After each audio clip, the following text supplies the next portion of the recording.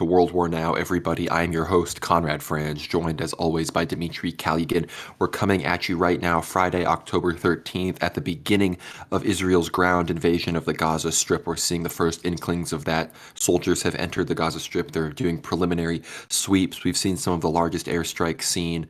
I mean, some of the stuff is making the war in Ukraine look like child's play. People wondered what we meant when we said that Putin and the Russian military weren't going all out. This is, that all makes a lot more sense now. Of course, we've seen a civilian convoy bombed, 70 casualties of people trying to escape Gaza through the Egyptian exit, which the Egyptians are also being tentative about, while also trying to get humanitarian convoys up there against the will of Israel. We have seen all sorts of countries respond. Erdogan, Russia, are coming out in support of the Palestinians. We have a whole lot to talk about. We're going to talk about stuff going on in Ukraine as well, but this is really World War III, has entered another hot front, and here we are to tell you all about it. Dimitri, how are you doing?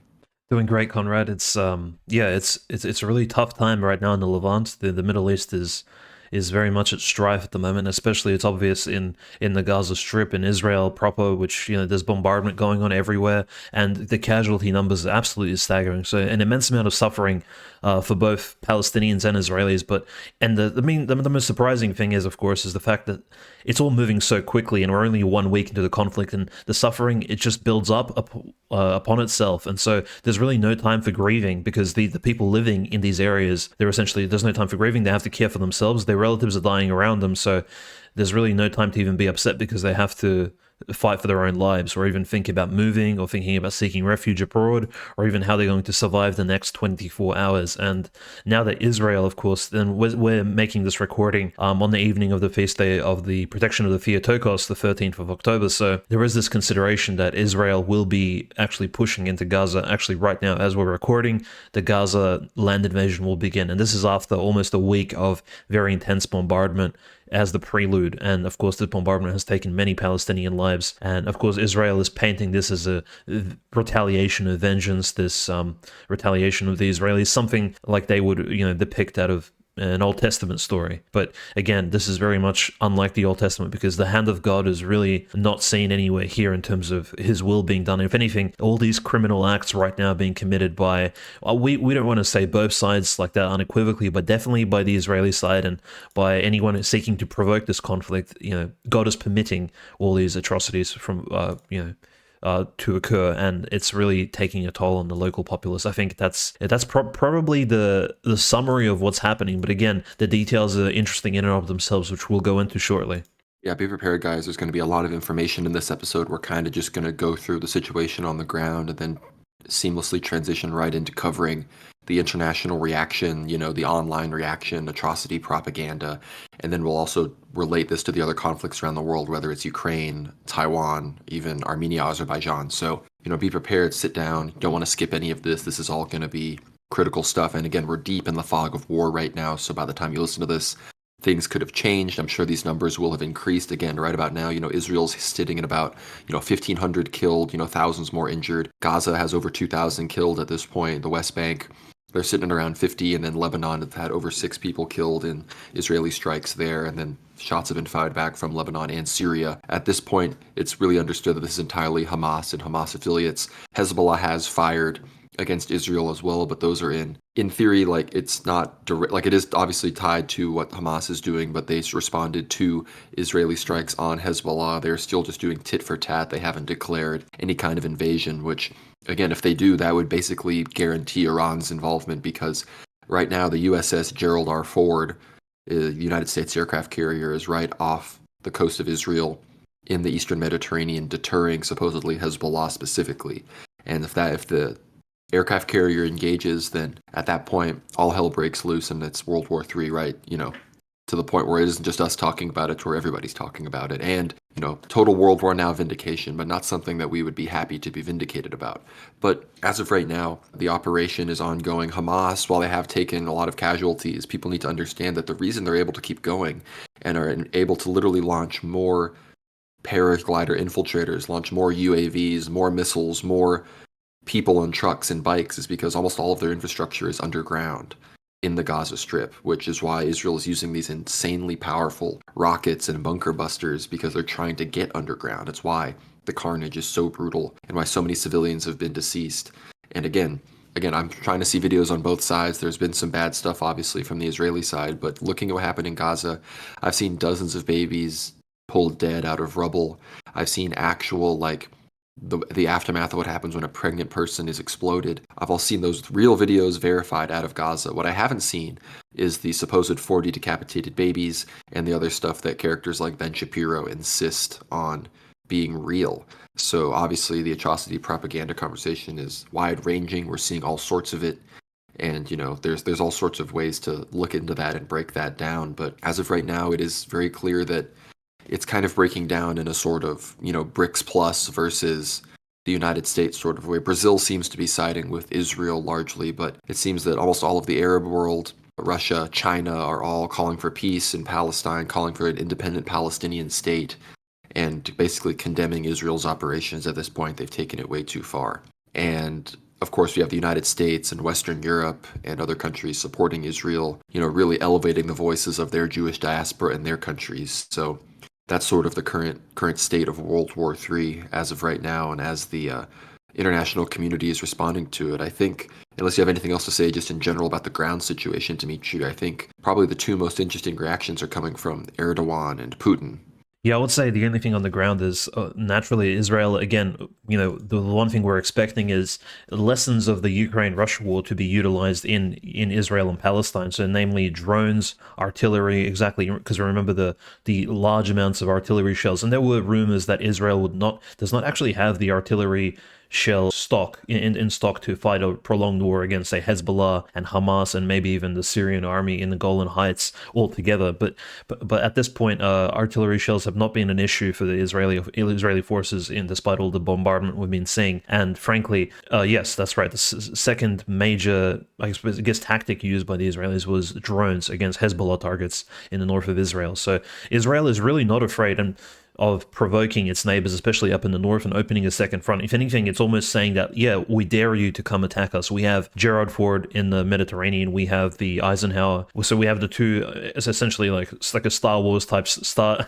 destroyers literally sitting there in the Mediterranean, and they're ready to strike out and lash out at anybody who opposes Israel. So essentially, the support for the Jewish state of Israel is very strong. And again, as you mentioned, we see this in the international community amongst some of its most outspoken pro-Israeli members. But nevertheless, Israel is acting very arrogant. We're seeing it not just bomb Hezbollah targets and essentially breach, which Putin has accused them of breaching, Lebanese sovereignty, but also Syrian sovereignty. And I don't mean to just say the Golan Heights in the north, in the northeast, but also even bombing the airports of Damascus and Aleppo. And of course, these bombings, they haven't done much damage. Essentially, Israel flies a long distance bomber and of course just drops a few bomb loads on the runway. So it doesn't really hit too much Syrian infrastructure. If anything, it just essentially decommissions the airport for maybe a couple of weeks at most. But it is a sign, essentially, they're sending a sign to Assad, do not get involved. Even though the Iranian foreign minister is visiting both Assad and the Lebanese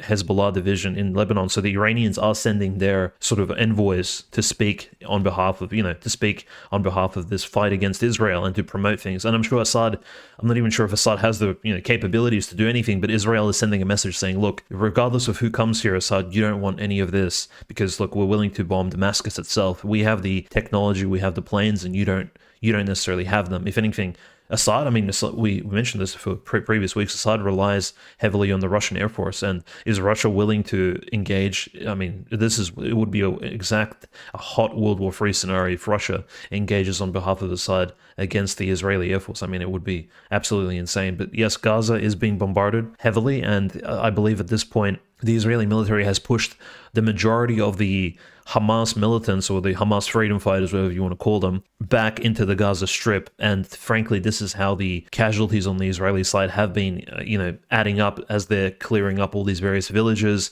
And some of the stories are completely fictitious, like you mentioned, the 40 beheaded babies, which was an absolutely crazy story that allegedly Israel identified a village in which they found 40 beheaded Israeli babies beheaded by Hamas. And, this sounds horrible, but to us Orthodox Christians, the first thing that brings up is essentially this weird Israeli secular version of maybe the 40 martyrs of Sebasti. If you recall the Lives of Narratives, the Lives of Saint narrative of this particular story, the saints were Roman legionaries who served in Turkey at the time during the reign of Diocletian, and they didn't want to convert to the pagan religion, to abandon Christ, to pray to idols, and so the Diocletian ordered them to be placed into a frozen pond, and they survived that encounter. They actually stood in the frozen lake all night naked, survived it miraculously, and allegedly there was an angel standing there amongst them. And it's just a very good narrative, I recommend Lives of Saints narrative. I recommend reading it.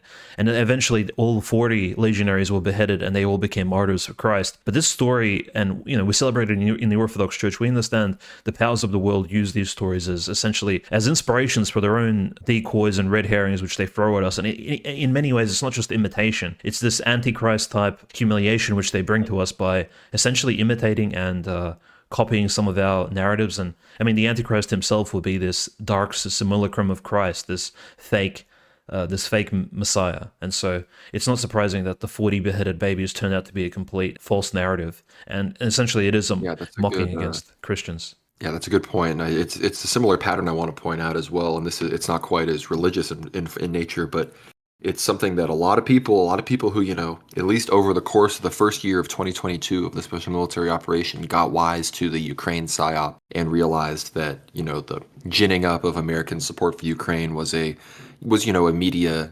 globalist operation to, mind control, get people behind a very specific operation, of course, that if they knew anything about it would seem ridiculous. And we're seeing right now just the crazy, particularly from the evangelical camp, support for the Zionist state. And I want to compare that to the SMO situation, because look, me and Dimitri, we've been following this for years. We knew all about it. We knew that the SMO was in a response to the bombings of civilians in Donetsk, of the oppression ever since the Maidan happened in Ukraine, and all sorts of other, horrible atrocities, the suppression of the Russian language and all of that. Eventually, of course, Russia finally answered the call and went into Ukraine. And of course, for people that didn't know that, it seemed like, aggression, they're defying a sovereign state, no one wants to support this. Whereas it's the same situation in Israel. All these people that don't actually follow the situation, that have never ever looked at the Palestinian side of things, that don't know that Gaza is an open-air prison, that don't know that the West Bank and all these places have been shrinking in Palestinian size and influence. So the Christian population has been completely decimated ever since the Zionists rolled in, in the 40s at the end of the Second World War. So it's one of the same things that now they think, it's this horrible terrorist attack, they're targeting civilians, when in reality, Hamas is basically realizing that if Saudi Arabia does sign a normalization with Israel, that there's just going to be no chance for them. So they realize either we accept this open-air prison as our status quo, or we go for broke and try to basically, in many ways, from their perspective, try to foment a larger conflict. Like in the same way Israel may be trying to foment a larger conflict, Hamas is as well. And obviously that does tie into the fact that Netanyahu and the Likud coalition government have been supporting Hamas in the Gaza Strip and in the Palestinian lands for a long time, because they viewed them as a good foil to build up their settlements, to increase their bellicose rhetoric, to increase their expansionism, to beef up their militarization and everything, and build up even religious fervor and do things like their storming of the Al-Aqsa Mosque and all the other Jewish rituals that they've been attempting to do, and to provoke the Muslims, and they also provokes the Christians, but there aren't really any Christians to react anymore. So again, as we're talking about all of this, Haifa and Tel Aviv are being shelled and hit with drones as well. So Hamas has really been able to they've been preparing this for months, and they've been able to utilize a full surrounding spectrum of weapons and tactics to really, today has been called the Day of Jihad. They promised that. It seems that they're able to, despite the unprecedented Israeli strikes on their territory and on their infrastructure, they're able to maintain chains of command and everything. So this is really quite the unprecedented operation. Yeah, it's really shocking at how quickly and swiftly the Israeli military and the Israeli political machine reacted to this particular event. It's almost like Netanyahu and his coalition, despite the year, we could look back almost to early 2022 when all these political uprisings began in Israel. And Israel was very politically divided amongst itself, not just the legal disputes, but also I believe they had a Supreme Court reform, and the parliament was essentially tearing at itself. So the the Knesset was very much divided, and Netanyahu, his head was on the chopping block, so to speak. He was probably not going to win a single election following the next one, and in fact it was going to be quite rough for him. And again, it's similar to, maybe you could say, like, if we speak about provocations and the fact that Hamas was supported by Netanyahu, it is very convenient for Netanyahu, for Hamas to commit such I guess a powerful and you could say almost atrocious type attack against, say, a civilian Israeli population living conveniently almost completely disarmed outside of the Gaza Strip. And so essentially you have Hamas militants killing 500 plus Israeli settlers with, and probably just as many Israeli military officers and private members of the Israeli army. And then you have an opportunity to actually go into Gaza and clear it all up and have that excuse, have the international community behind you. And I guess this is not just like my opinion, or it's not just the typical conspiracy opinion. Those living in Israel, in Jerusalem, in Palestine, in some of these Orthodox monasteries have these opinions too, like very eloquently said by Mother Ep47 from Jerusalem, a Russian Orthodox nun who has been living in the Holy Land for the last 30 years. So she's a local resident of Jerusalem. She's a citizen of Israel at this point, and she just basically said, look, we've heard so many missiles fly overhead in Jerusalem. It's unprecedented. Where did Hamas get all this armament, get all these armaments? And she's saying this on Russian television. And she says, look, in her opinion, Netanyahu was responsible for the 2003 Iraq war as much as the US was. He helped provoke that particular conflict with the false flags. So this nun is very much switched on, right? She knows about the fact that the Iraq war was completely, essentially a hoax in order to oust Saddam. And Saddam's no friend of Israel, and maybe not even a friend of Orthodox Christians, frankly, around the world. But still, this nun's very, very well read on geopolitics, and so she essentially says, yes, so Netanyahu, he's well versed in psyops and well versed in false flags. He's been doing it since 9/11, since 2003, and especially if we look back at 9/11, I mean, if Mossad was involved in that, in the Twin Tower bombings, and we have to consider that, most likely the evidence, especially contemporary evidence now that Freedom of Information Act is kicking in, we are receiving a lot of really direct information. Probably wasn't Al Qaeda, especially given the information we have now. And of course, there's probably an entire episode we could dedicate to that. But nevertheless, suspicion falls on Netanyahu for actually even partially arming Hamas, because we have seen, and in Ukraine itself, we have seen Ukrainians auditing and even raiding the homes of various ministers and politicians, because they found actually Ukrainian arms in the hands of Hamas. So how did these Ukrainian weapons and weapons from the United States and weapons from Europe, which were designated to actually go to Ukraine, how did they end up in the Gaza Strip? Again, questions who exactly funded Hamas at this point. It probably wasn't just the crowdfunding efforts of the brave and, I guess, oppressed Palestinian people. Something much larger is at play. And again, the nun also says that, look, the goal of everything, the end position of not just Netanyahu, but the radical, or you can say Orthodox Talmudic Jewish religious elite behind Israel, despite, they are planning for the construction of the third temple. They are trying to provoke a destruction of the Al-Aqsa Mosque through some particular way in order to build the third temple. She says that they already have a budget allocated, all the building materials are prepared, and they've even brought in 5 red heifer calves in order to be slaughtered on the altar once the third temple is restored. And these 5 calves need to be, so essentially it's cows which need to be a certain type of color, a certain breed, and of a certain purity in order to be sacrificed to their God, who, again, their God is not the Trinity. It isn't our Lord Jesus Christ, the Son of God. It is some other deity which they're going to be worshipping at this temple. Definitely, probably not a very good one, let's just say. And so essentially, we have Orthodox nuns and monks essentially giving their opinion online.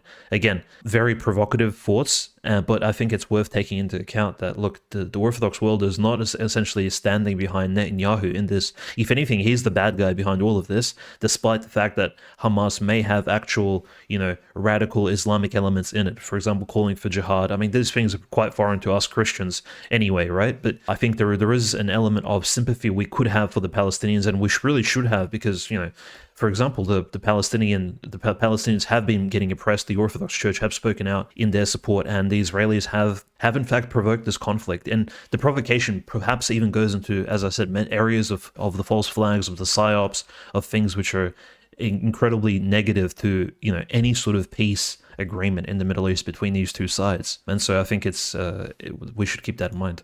Yeah, and you talk about the nun. That was really such a fantastic clip. You can watch the whole thing on the World War Now Twitter, but she talked about the red heifers and all that stuff. And I want to also bring everyone's attention. I'm sure people saw this clip. I was actually the first one to post it on Twitter. It got picked up by multiple other big accounts.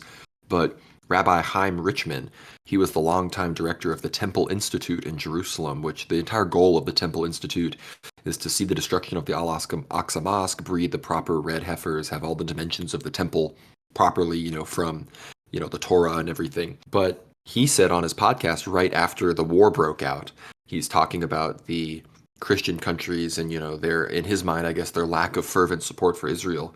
And he basically says that, and he's talking to a Christian on this podcast. He says Christians are mistaken for worshiping one Jew and should instead worship all Jews, as Jews die for Christian sins every day. So, if you're a Christian and you somehow think that the Israelis are the ones to support and that they were right to storm the Al-Aqsa Mosque and that Muslims responding this way is completely ridiculous and Christians should be against it, just know that that's their perspective, that's their plan. It's the same people that killed Jesus Christ trying to implement the same satanic agenda. If anything, it's even worse because they've had generations now to write the Talmud, and we know what's in the Talmud, right? So, it's tough, because these things get banned on Twitter. Apparently, Palestinians that signed an anti-Israel statement are getting their faces and names doxxed with a truck that drives around Harvard blaring everything. So it's really terrible, we're on sixth generation warfare at this point. The level of, Marshall McLuhan said World War III is an information war with, no distinction between civilian, military targets. It's just full spectrum dominance. And that's what we're seeing today. But I want to also to transition a little bit to the real politics of all this. I'm going to talk about Putin and Erdogan. Zhirinovsky, everybody's favorite, 8 times vaxxed, may he rest in peace. But he actually, we know that he accurately predicted the 2022 special military operation, but in 2019, he said this: "These are the last elections in Ukraine because Ukraine will cease to exist. By 2024, a conflict will break out in the Middle East and everyone will simply forget what Ukraine is because Iran is not the DPRK or Vietnam or Kosovo. The most terrible events will happen here." So it seems that the elders of Zion, they let Zhirinovsky into the room, maybe to see what the plan is, because he seems to really be calling everything right here. And of course, we know that this will eventually lead to we always talk about the eventual Turkey-Russia clash, and the broader war eventually brings in NATO and the United States, and China comes in. And of course, amidst all of this, we're seeing those lines be drawn. Of course, China is supporting an independent Palestine. But some of the most interesting reactions I want to talk about are, firstly, I just want to say what Erdogan has said. Erdogan immediately condemned America's aggressive response in the Eastern Mediterranean, which makes sense, that's his backyard. And he very much supported the Palestinians, and he's really been pushing the Muslim angle. And of course, this is after he won the election, so he's really going to be flexing his Muslim credentials, doesn't feel the need to play the secular game as much anymore. But the interesting thing he said recently, and this is after Anthony Blinken went to Israel and said, "I stand before you not as the Secretary of State of the United States, but as a Jew," much like Rishi Sunak said before all those Indians and Hindus, like, "I stand before you not as the Prime Minister, but as a Hindu." And Erdogan says, Blinken says that he approaches Israel not as a foreign minister, but as Jewish. What kind of approach is this? If someone says, "I'm approaching the region as a Muslim, what will you say?" Which, that's a good point. Of course, a lot of I'm no fan of Islam or anything, but it's almost like, it feels like it's 2002 again, the level of anti-Muslim rhetoric we're seeing on the timeline from, American Zionists and American so-called conservatives that are just itching to get us into a war with Iran over this. But Erdogan's reaction has been very interesting, and Putin's reaction has also been very interesting. Putin has basically said that the Israelis going into Gaza, it's a war crime. It could lead, the Russian foreign minister has talked about how this could lead to literally the Third World War, regional conflict without barriers that could expand at an unlimited capacity. So this is really unprecedented. They've introduced a plan for peace in the UN, to get the civilians out of there, to immediately halt the Israeli shelling and the ground invasion that, I believe, as we're recording this, is in its early stages. So Dimitri, I'm wondering your thoughts on these two reactions, as well as just the other regional actors. There's just so much to talk about. We have to talk about Egypt, Iran, the Houthis in Yemen, the UAE, the Saudi Arabia. What do you think is the most relevant amidst all of this? I think Putin's reaction, firstly, is not surprising. Russia does need to take a pro-Palestinian stance, given that many of Russia's Russian dual citizens, you can say, those who with dual Russian and Israeli citizenship, have, on one hand, again, completely gone against Russia's position in the SMO over the last year and a half. So a lot of them have left to actually go live in Israel, including people like Chubais, Maxim Galkin, Alla Pugacheva. Like, there's some of these famous celebrities, journalists, media creators, and you can find their YouTube channels. If you find a Russian YouTube channel and has over 1 million subscribers, it's most likely run by a Russian Israeli dual citizen who most likely is against this special military operation. But you have a lot of these really famous, well-to-do Israeli Russian, I guess you can say co-ethnics, and they're essentially turning against the Russian position in the SMO. And so, again, I don't think Putin can make a direct bet on this particular part of this particular fifth column in Russia, this Jewish elite in Russia at the moment. I think they're unreliable, and they're very much dependent on the United States, because the United States, of course, upholds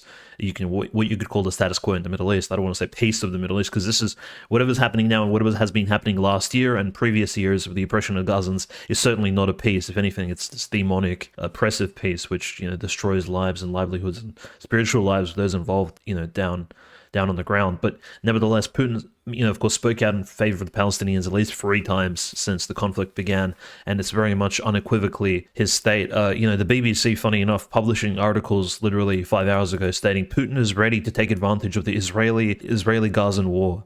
It's like, okay, well, it's not that Russia's looking to take advantage. It gains an advantage from this conflict just by default, just by the fact that it's distracting America and NATO and the powers of the world away from the Ukrainian support, away from supporting Zelensky and from supporting the Ukraine, or even focusing on creating more false flags in that particular region of the world. So Russia benefits, I think, whether Putin wants to or not. I mean, it's just what's happening.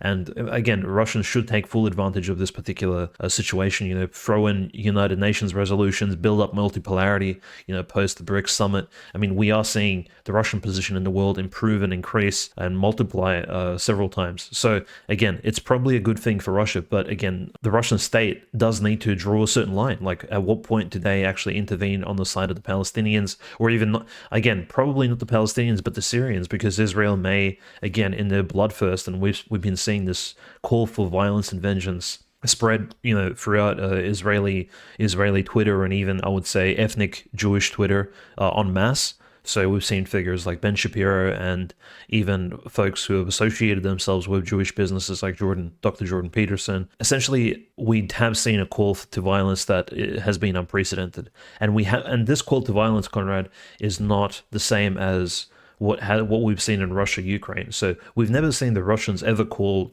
to arms in the same way as the Israelis have in this particular conflict. In only 1 week, it seems the rhetoric has surpassed that of any pro-Russian patriotic spokespersons over the last year.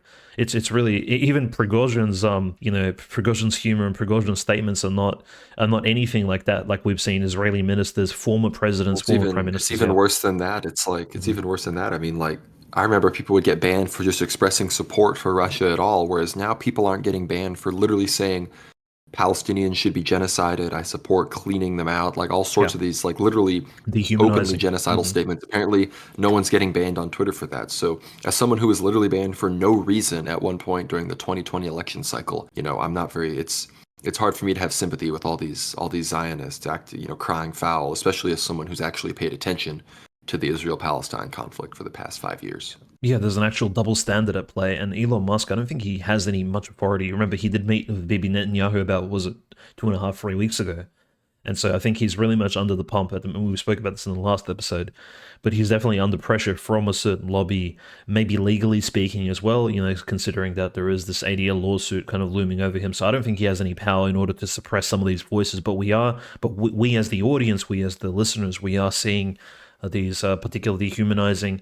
And again, these are demons acting for people, right? These are demons playing on the passions of people, and even on the passions of Israelis and ethnic Jews around the world, essentially building them up towards bloodlust and vengeance. We talk about, negative things in life, such as, the typical sin, of course, is lust, and how pornography plays on that, and how that industry is created in order to destroy people through that particular sin. But we don't have to, let's not forget the fact that other sins exist, very major ones, one of which is anger. And anger unlike gluttony, which, gluttony leads to this obesity crisis we see around the world, and pornography and lust leads to, people wrecking their relationships and divorce rates being over 50% and all this other degeneracy. But anger leads to what we're seeing in Israel, Gaza right now. So it's almost like Dante's Inferno. You do have different sins acting in the world en masse, and we're seeing like, and even fear. You could say fear and servilism leading to what happened during the COVID pandemic, where people just bowed down to idols and bowed down to false pretexts of, not attending church and things of that sort, and, taking vaccines, but just bizarre behavior. So we see these sins like on a collective level, and right now we're witnessing the sin of anger and vengeance and blood, the sort of bloodthirst that we read about from world history from back in the day. And it's just quite it's quite outstanding because it's hard to ignore and it's hard to close your eyes upon. And again, the videos now with modern technology are they kind of explicate and they really paint this very vivid picture of what's happening on the ground. Like you mentioned, all the footage we have of Gazan children. Keep in mind, by the way, Gaza in and of itself has a very large child to adult ratio. Is that correct, Conrad? Like, I think almost a third, if not half of the population of Gaza are actually children. They have very high birth rates, which is great. Actually, surprisingly enough, like most of their children are actually, despite the lack of education, they're actually quite smart on IQ tests. So the Palestinian kids are actually very smart, witty, good kids. It's just, unfortunately, because the adults in the room can't get along, and also there are literal satanic elites running the entire show, the Palestinian kids are the ones suffering, these innocents.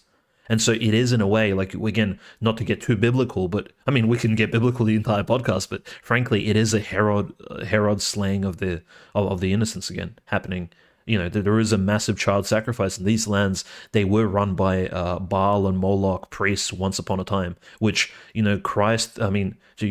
God actually ordered the saint of the Old Testament, Joshua, to wipe them out at one point. Just recall in the Old Testament. So Joshua was sent after the repose of Moses to cleanse the Holy Land of these particular people. And I wonder what they were doing in this place. Was it similar to what we're seeing now? The slaughter of innocent children, up to, I believe, close to 500 at this point in 1 week. 500 children slain in 1 week through not abortion and other despicable acts of sacrifice, but literally through armed conflict. I mean, this is some unprecedented numbers. It's very much satanic in its origin, and I don't think the calls to further cleanse Gaza are justified in any way. Like, we can speak about Ben Shapiro, Jordan Peterson, even some of the people opposing them like Andrew Tate. But I want to say that it's unfortunate because we have figures like Matt Walsh, right? Let's talk about the conservatives who actually were on the right path. We have figures like Matt Walsh, these big YouTubers, big Christian nationalist type figures, and even who's that fellow with the large forehead? I apologize. Turning Point USA's CEO. Charlie Kirk, yes. Charlie Kirk, again, great tweets from him. He's been actually turning his position, becoming more conservative over the years. Suddenly this conflict occurs and he's very pro-Israel. It's like, what is this issue?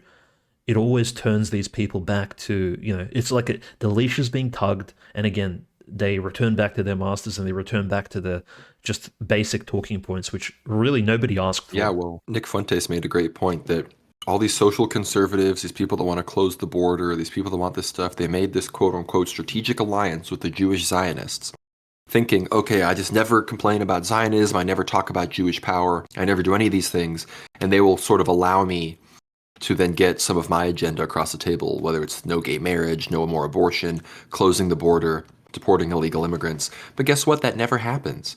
The Zionists get everything, and you get nothing. And, I would get banned off YouTube and other places if I really said, the connection there, basing on who is, getting the support of Christians and, Gentiles worldwide while also maintaining policies that will ultimately destroy them as their independent power structures. I'm sure you can assume who I'm talking about here. But unfortunately, you're very much right that this anger seems is only going to get worse. And again, as the ground invasion begins, this is from Netanyahu, it's only the beginning. So the idea that this is just going to, again, we know these Jewish Zionists, they think about losing someone in a very different way than anybody else. Like if someone they don't know, if they find out that they're Jewish, some of these people then immediately want, they need at least 5 of the other side dead to make up for the one, that has passed away on their side. So the idea that this is just going to tone down, it seems to be getting less and less likely as the days go on. But, before we talk about, I guess is a good transition to actually talking about Russia. Ramzan Kadyrov, he, much like Putin has supported, he obviously being a Muslim has come out even stronger in support of Palestine. And that may have something to do with the fact that a mosque in Abu Ghosh near Jerusalem was struck by Israeli fire, and that mosque is actually called Kadyrov's Mosque. So before we have a brief interlude into Ukraine and Avdiivka, Dmitry, what's the Kadyrov situation? Is that we know that Putin has a lot, Putin is the only one really keeping Kadyrov in power. It seems that they're on the same page on this one. At this point, Kadyrov is a very big social media personality, and we do have to be aware he is very PR trained, and he does have an awareness of exactly what to do on social media in order to get clicks. He's an Andrew level adept type poster online. He knows exactly what will make him viral, and so of course he'll make a statement such as, "We will send the Chechens to save the Palestinians, and we'll send the Chechens to take Jerusalem and protect the Al-Aqsa Mosque from the Israelis," despite the fact that the custodian of the Al-Aqsa Mosque, and this is going off, basically historically, is actually King Abdullah of Jordan. So the Jordanians have already stated that they're protecting the Al-Aqsa Mosque on behalf of all the entire Islamic world. And again, Jared Kushner made this very clear, but Jared Kushner obviously has a very dark agenda for the Middle East, including Israeli dominance. But that's the argument he uses, is that, well, the Muslims shouldn't really get upset because the Al-Aqsa Mosque is already protected by King Abdullah just across the Jordan River. So don't worry about it. The Israelis won't do anything to the Al-Aqsa Mosque. But nevertheless, Kadyrov, naturally, we've seen here what he did during the Rostov Wagner situation. The Kadyrov Chechens from the National Guard never ended up even reaching Rostov or even getting into a conflict with the Chechens. So I doubt he could, if they didn't reach Rostov and they got stuck in traffic, I doubt they can drive all the way from the Caucasus south through Armenia, Azerbaijan, all these countries in order to reach. I think that's almost as crazy as the Taliban, who in fact have also announced that, please, Iran, Iraq, Jordan, open the borders. We will liberate Jerusalem from the entity. It's just like, okay, I mean, sure, I think that's possible. It's possible to have a caravan travel like that, but again, realistically speaking, a ground invasion of that sort would not be possible without air support, because we know Israel's air dominance is so strong, especially and given the 2 aircraft carriers in the sea. So anybody kind of in their heads having hypotheticals like, wow, what if the Muslims send this massive convoy of like 100,000 troops towards Israel? Yeah, it's possible, but there is that issue of complete air dominance by Israel as well as the United States. So how do you combat that? The only country in the region, I believe, that has anything equivalent would probably be Egypt, as well as some of the Najd, Hijaz countries, Saudi Arabia, Qatar, United Arab Emirates have those modern planes, and the Russian Air Force stationed in Syria. So, and of course Turkey. But again, so these are the only countries who could potentially do anything in terms of provide opposition to the Israeli Air Force, which has essentially dominates the area, bombs Damascus, bombs Syria, bombs any targets in Iraq at once. His convoys will not make it in time. But Kadyrov in general, there's been a lot of news about him like recently. I'm not sure if we want to get into it now, but because again, the capital of Chechnya, Grozny, had its 205-year anniversary, which 205 years is a bit odd. Naturally 200 years would have been a bigger anniversary, but it seems that on every anniversary of the city, the Chechens have a massive celebration, and Kadyrov gives an epic speech. Funny enough, in this speech, and this may just be a bit off the side, but funny enough, Kadyrov did state very clearly that, and very explicitly, he stated that Joseph Stalin, the Soviet dictator, was a traitor of the Soviet Union, a traitor of the Chechen people, because he essentially expelled Chechen people for collaborating with the Third Reich and the Nazis during World War II. He expelled them from the Caucasus for some time. I think it was until the years of Khrushchev. So for like 10, 15 years, Chechens were sent to basically Siberia and various gulags. And of course, Stalin was an absolute monster in terms of oppressing various peoples, including, and of course, especially the Russian people and the Orthodox people, but also various national minorities. But funny enough, Kadyrov allows himself such a based statement condemning Stalin, which is, calling Stalin traitor. I don't remember any Russian politician even doing that, besides Zhirinovsky, who at one point in the early 2000s straight up said that Hitler was better than Stalin, and he said there's no question about it. He's just like, yeah, of course Hitler was better than Stalin. Stalin was the worst person of human history. It's like, that was Zhirinovsky's opinion, but. Yeah, Kadyrov's very curious, and I guess the other big news about Kadyrov, this went kind of viral on Twitter a little bit. It's very negative and it's very ugly, but Kadyrov's consistent tour portrait of the fellow Nikita Zhuravlyov who burnt the Quran earlier this year. And this story just keeps getting uglier, right? Not just Kadyrov's son, Adam Kadyrov, who beats him up in prison, which is completely illegal. And there's a human rights investigation in Russia. The Ombudsman of Human Rights is actually looking into this. There's a case open. But the beating up of this fellow, and this fellow, mind you, he's an absolute idiot. He's obviously a traitor, and he's doing prison time. But prisoners shouldn't be abused in prison. Like, the actual prison time itself is the retribution for their crimes. They don't need to be beaten additionally or humiliated or even, hear this, Kadyrov released a clip of the young man actually standing in front of him and saying that he wants to convert to Islam. This is just bizarre. So what, we're forcing these young people to convert to Islam now? Again, very bizarre clip. And again, Kadyrov says, look, you're not genuine about your conversion to Islam. You need to study more. It's like, what? No, he doesn't. I mean, anyways, it's just, again, Kadyrov's running his own show on social media, and he's obviously making bank from the Palestine-Israel conflict. And naturally, he needs to, I mean, recall his position constantly changed, even with the Wagner rebellion. So this particular figure, I don't think it's as serious, although me and you, Conrad, I think we would support something like the Chechens, going to Israel and supporting the Palestinian cause. I think that wouldn't be the worst. All these Chechens who post TikTok videos, I think it wouldn't be the worst outcome for them to actually commit and put their boots on the ground and actually defend the Islamic faith instead of like provoking various things in Russia and actually causing trouble. So nevertheless, I think his statements were completely fictitious and, somewhat comical.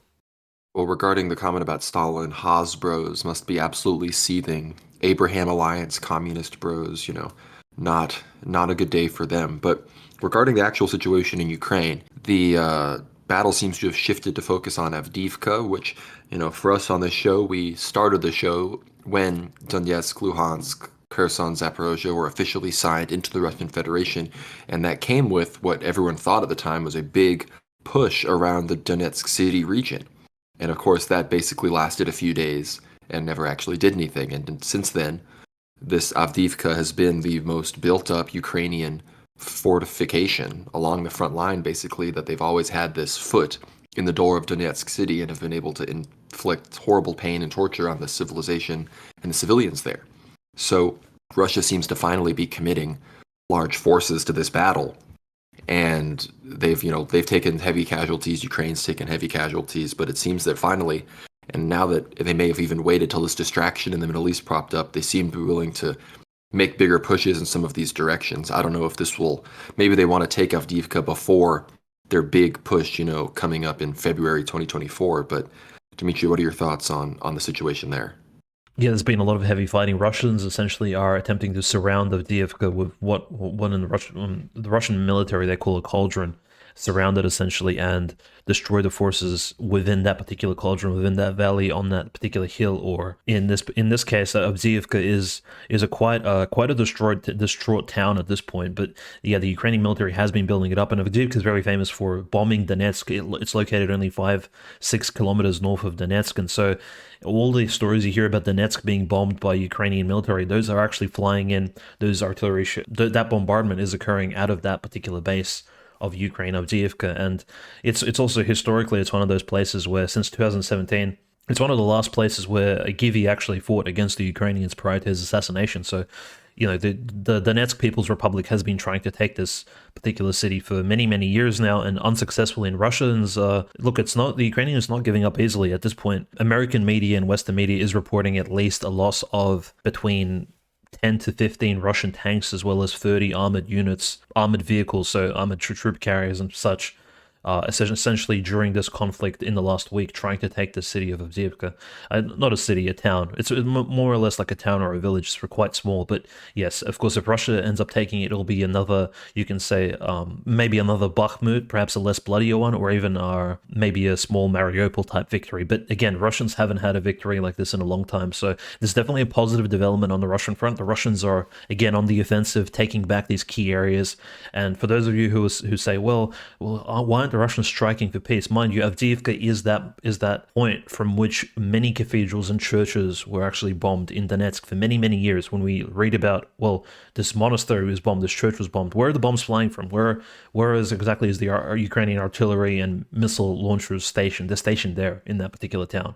It's one of the key points in the entire Donetsk region. So again, a huge victory for Russia. And again, the victory is not sealed yet. Russia could still retreat, and it's not a Solidar victory type yet, but it could be an Ugledar. If you recall, Ugledar was that failure by the Russians to essentially approach Bakhmut from the south side, and they lost, I believe, from between 30 and 35 tanks, and it was just an entire failed expedition early in 2023. That was prior to Bakhmut falling, and Ugledar is an example of a failed operation. Solidar, north of Bakhmut, is considered like a good type of operation. So more of a Solidar, less of a Ugledar, right? So, anyways, it's big hopes for the Russian army here. Yeah, but generally speaking, outside of the Avdiivka front, things have been, suspiciously quiet across the front line. Russia is making gains, but Zelensky himself is freaking out. Of course, John Kirby, White House spokesperson for the Security Council of the United States, he said that basically Ukraine needs to expect to see the end of the rope as far as the aid is concerned. They're trying to get this 200 million through, but after that, especially if this thing keeps going in Israel, they're going to be scrambling to give hundreds of millions to Israel, refill that Iron Dome, give them ammunition. I mean, we've already got special forces on the ground doing hostage negotiation work. This has escalated beyond American involvement in Ukraine day one, because, spoiler alert, the United States government cares a lot more about the lives of Jewish people than they care about the lives of Christian Slavs in Ukraine. Sorry to burst anybody's bubble there. But as we're seeing this go on, we're probably going to see, as Scott Ritter said, the liberation of much more territory. Zelensky's going to be forced to the negotiating table. And frankly, I don't think Putin probably won't even negotiate with Zelensky. He will completely oust him and basically then negotiate with a puppet that will give him everything he wants. I see that ultimately being the outcome that we're going to see there in Ukraine. But you speak about the bombing of churches, and this, over the course of the discourse this week in the fog of war, for a brief hour, we thought that St. Porphyrios Church, the third oldest church in the Holy Land, under the Jerusalem Patriarchate, we thought that it had been destroyed, but thankfully we got an update from that church's Facebook page that it has not been destroyed, that they are housing refugees and, trying to stay safe. And it's important because that kind of brings to light, people are like, why did people think it would be destroyed? Because we all know, and those who have studied history and those that have been following this understand how the Israeli forces and the Zionist forces have treated the Christian population, especially when you compare it to the Palestinian Authority. Because, just for some few interesting statistics, is that the Palestinian Authority actually really does try to empower the Christian populations, even though they've consistently shrunk. Like, for example, in Bethlehem, where Christians are barely 20% of the population, they were 83% before, the Zionist occupation began in the 40s. And Ramallah, the capital of Palestine, has a Christian mayor. So both those towns have Christian mayors, even though, Ramallah is only 8% Christian. So these are places that, even the Muslims there actually pay respect to the Christian heritage by allowing the Christians there to remain where they would have traditionally been in power had they not been driven out by the Zionist Authority. There's 3 Christian ministers in the Palestinian government, even though they're only 5% of the Palestinian population. So overall, obviously there's no Christian ministers in the Israeli Knesset, let me tell you that much. And the amount of we've all seen the videos of how Christians are treated in Israel, of course, but regarding that initial Zionist push back in the 40s, I posted about this recently on Twitter. There's a document that was presented to the United Nations by the Arab League, and this is in 1948, and it basically recounts some of the initial atrocities committed. Obviously, a lot of it's against mosques and Muslims, but there's explicit sections about what they did to the Christians. So this document's called Jewish Atrocities in the Holy Land, a memorandum presented by the representative of the Arab High Commission for Palestine at UNO.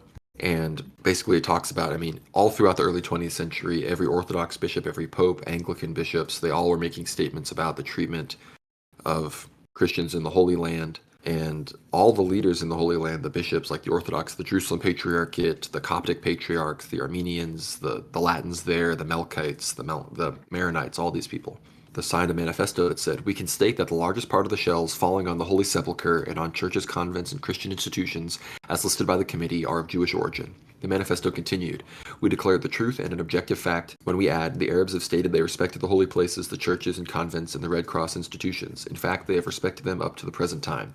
The statement, addressed to religious and political authorities throughout the world, added, "From what was taking place, it appears, 1. That it was the Jews who began on the morning of Saturday, May 15th, to occupy by armed force the convent of Notre Dame de France, the Redemptionist, sisters, and the French hospital, which they fortified and from which they began to fire on the Holy City.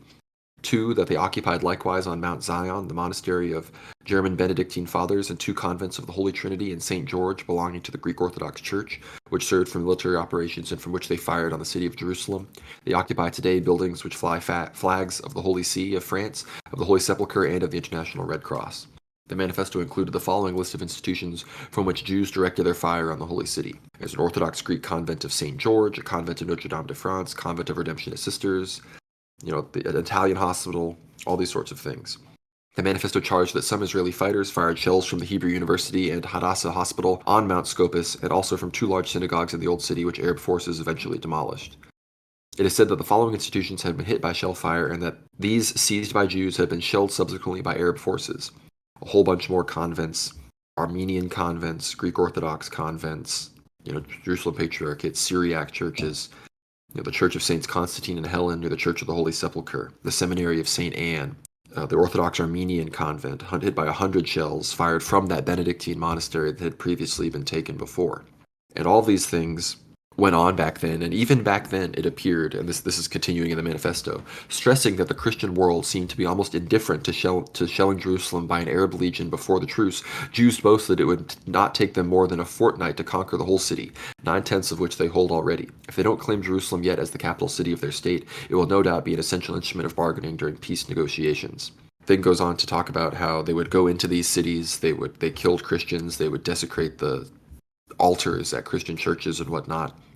And again, in America, there wasn't as strong of a reaction. There was still a stronger reaction than there was today because some people cared, but this is still, a few decades after the Schofield Bible's proliferation. So, the consequences and the lack of Christian reaction around the world due to Christian Zionism and dispensationalism, that was already being seen at the beginning of, the Nakbas and everything that went on at the beginning of the Jewish settlement of the Levant, which, again, this is bloody blood feuds that we're still seeing to this day. Again, the Jews have a long memory. They're still mad at anybody that associates with the Roman Empire because of what they did to their ancestors. So if they're going to think about that, wouldn't it make sense for them, these Muslims, to be upset for something that happened to their literal grandfathers? Like, they would have heard the stories. So, one can't call the other, unforgiving. There needs to be forgiveness definitely on both sides here. But yeah, as far as the actual current situation goes, we haven't heard of as many churches destroyed yet, although in the midst of all the shelling we're seeing right now, I wouldn't be surprised if even St. Porphyrios, like we mentioned, had sustained some damage. But, there's also churches in the West Bank. The West Bank is going to be seeing more and more violence. So that's really the main thing that we're praying for. People say, what side are you on in this conflict? Sure, we are anti-Zionist and against the Israeli actions in Gaza, but ultimately we're on the side of the Christians in the region and explicitly the Orthodox Christians. Yeah, I had some of my family members actually message some of the nuns in the Holy Land around Jerusalem at the moment, and they do report seeing, hearing, a huge amount of explosions occur. But yes, no Orthodox targets have been explicitly hit yet, and the Church of St. Porphyrios in Gaza, one of the oldest churches in the Levant, is still standing, which is great. But notice, if you even look on, open up a map of Google, it is right there in that particular corner, a potential target of the Israeli offensive. It's not saying the Israeli offensive explicitly, or maybe they do explicitly want to destroy the temple in Gaza, but potentially it will be on the, so to speak, in the line of fire, right? Considering the fact that they seem to be carpet bombing Gaza pretty hard at the moment. So there is a potential risk there that, and again, for international relations and I guess PR purposes, it will heavily depend upon which side hits an Orthodox church or monastery first, right? And I'm not saying that this will make the Israelis somehow the good guys if Hamas accidentally or purposefully shoot an RPG or a missile into a church, right? Because we need to just consider the fact that, accidents do happen from both sides. So it's not that if a church gets hit by a missile or a bomb, it doesn't explicitly mean that church was hit on purpose, because in the Russian-Ukrainian conflict, both sides have accidentally already hit both monasteries and churches, and both sides have actually purposefully hit monasteries and churches. And in fact, before I continue about Palestine and Israel, one of the news from Ukraine was the third largest monastery, the Svyatogorsk Monastery, which is actually in the background of our Aper Hour episodes. It is that beautiful monastery in the hillsides of the Donbass. It was hit by an RPG, essentially a rocket launcher, from 500 meters away, so less than a kilometer away. And yes, it's like, who did it, right? Here's the question. Well, if you draw a circle 500 meters around the monastery, the entire monastery is in Ukrainian hands. It is completely controlled behind the Ukrainian front lines.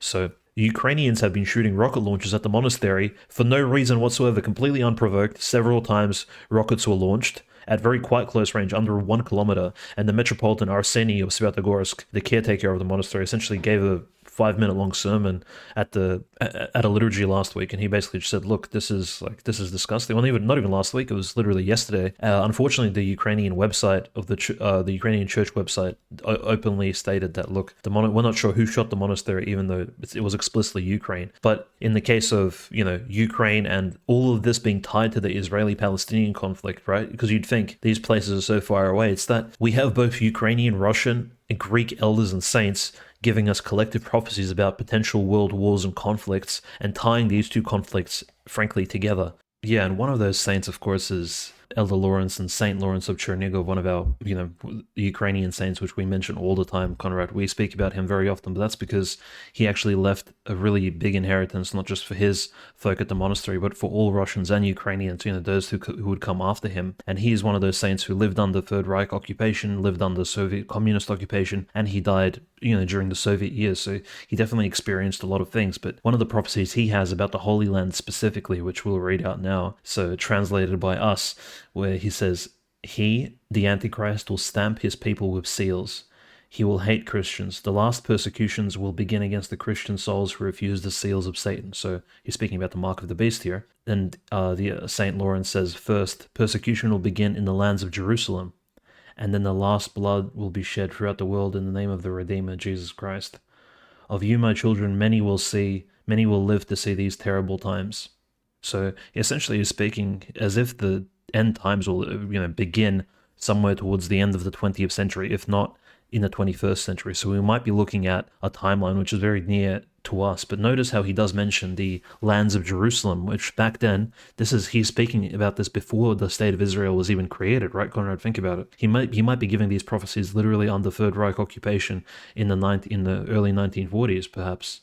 So it's really quite curious. Some of these verbal traditions we have from our saints even predate Israel. And one more very interesting prophecy, and this is from Schema Nun Sephora. So essentially, Mother Sephora was a very well-known Russian nun, and Schema Nun, for that matter, one of the most senior nuns in the entire Russian church. And again, in the Soviet Union, it was quite hard to actually find elders who were nuns. Like, these are women who committed themselves to Christ and who've remained in the church for many years. Now, Elder Sephora, Nun Sephora, she had such an long and interesting life. She lived exactly 101 years. So she was born in 1896, and I think she passed in 1997. So she literally outlived the entire Soviet Union. Very interesting sort of life. She was married at one point, had 4 children, 4 daughters. Then her husband passed away sometime during World War II, and she became a nun, and she remained a nun for a good 50 to 60 years.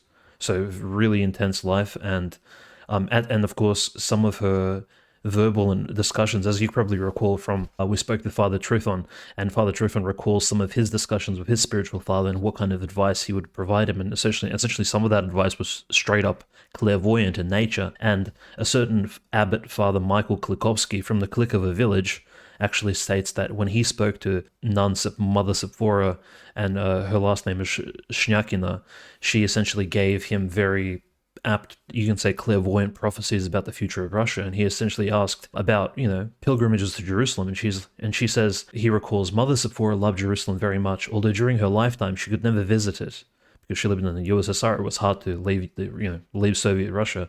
But she knew a lot about it. She read books about Jerusalem and the Holy Land, and she knew a lot about the shrines. And then she told her spiritual son, Father Michael, once, "You should go there while you still can." And he says, "Why?" And she says, "Well, the cities will be closed. It will be impossible to get into Jerusalem in the future."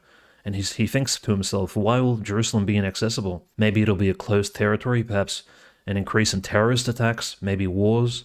The Mother Sephora didn't really emphasize why the Holy Land in Jerusalem will be closed off to outsiders, especially Russian Orthodox folks traveling there. But she did mention her prophecies continue on, and Father Michael asks her, well, what will happen to Russia then? In the 1990s, she says that, After Gorbachev, there'll be another president, a liberal one. She predicts Yeltsin, and then she says a few more presidents will come. And then the best outcome for the Russian people will be an Orthodox Tsar, but only if the Russian people repent and if they conduct missionary work, if they raise and catechize their children in the true Russian Orthodox faith. Or else the communists may return again, perhaps under a different flag and under a different ideology, but with the same intentions. And this is the prophecy essentially paraphrased to us by Father Michael from his, I guess you can say, his spiritual mother, in this case, Elder and future Saint Sephora, on whose grave to this day in the Tambov city, just outside of the Tambov city at the click of a village, many miracles still occur. So if any of you are interested, Tambov is a little bit out of the way, but very interesting prophecies there from literally the heartland of Russia, speaking about the Holy Land, Jerusalem, being essentially shut down and major events occurring there.